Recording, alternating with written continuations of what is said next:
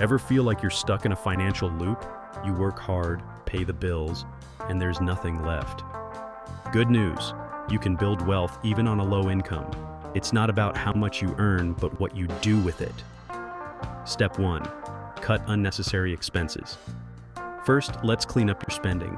Cancel subscriptions you don't use, cook more at home, and avoid impulse buys. Even small changes matter. Saving $5 a day? That's $1,800 a year. Step 2.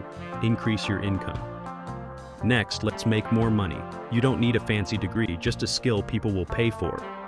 Even an extra $100 a week adds up to $5,200 a year. Step 3. Save and invest wisely. Now don't just save, invest.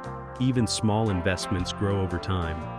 If you invest $50 a month for 20 years, you could have over $30,000 just from small, consistent steps.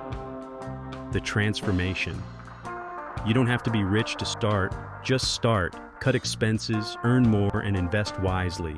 Wealth is built over time. Like this video if you found it helpful, and subscribe for more smart money tips. Comment below.